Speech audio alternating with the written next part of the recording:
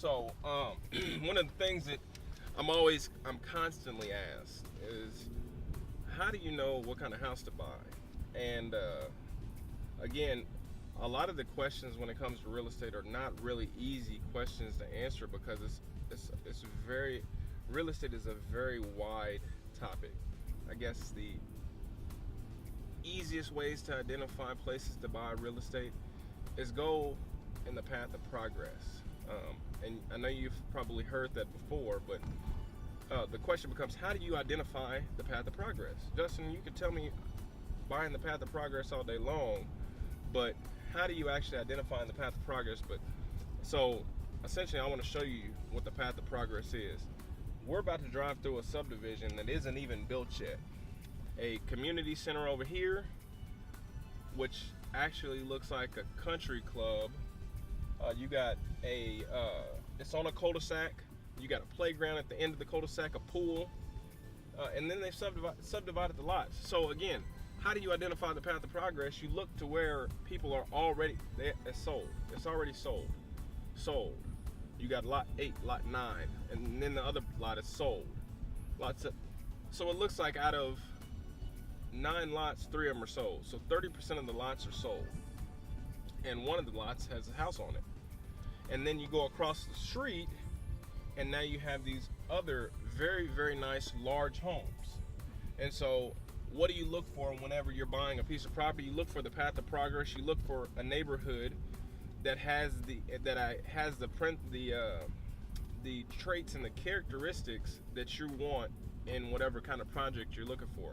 So you hear a lot of people wanting to flip houses. You know, Justin, the market is really tight. The market is really tight.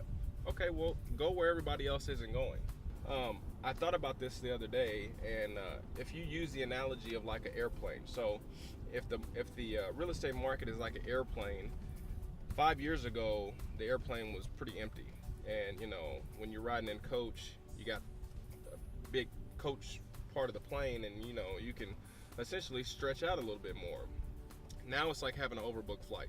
So you got 50 extra people in the plane, and if you could just imagine it, a plane being like a subway, now you got people standing up in the aisles, and you're sitting there, and people are standing on top of each other. That's the way the market is. The market is really crowded right now. So how can you differentiate yourself? It's almost like you have to go to first class, right?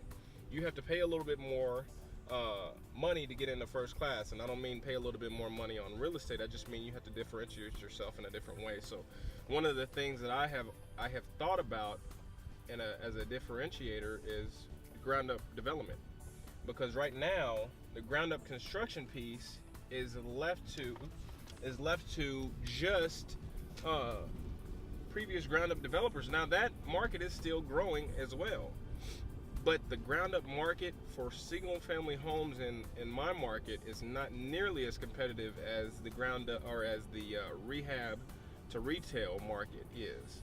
Another thing you might want to consider is, okay, who's buying the real estate? You hear all these different statistics about how single family home ownership is at its all-time low, but supply is at its all-time low, and you start to think, okay, now who in the world is buying real estate if you have less home ownership but less supply? And the thought comes to mind, I'm an investor and I love buying real estate, and then I meet with a lot of investors, and a lot of people want to become real estate investors, and it starts to dawn on me that it's a lot of investors buying real estate. So how can you figure out how the inefficiency is in the market and thereby add value to another investor? And a lot of people are doing that as well, whether it be through wholesaling, whether it be through creating turnkey products, whether it be through creating joint ventures, whether it be through adding value to a property and then selling it off at a different cap rate level, or even at a different at a little bit more price based off the value added to another investor who now has that stream of income. So there's a lot of different ways to make money in real estate. It just really depends on, one, your level of comfort, and two, what the market is telling you.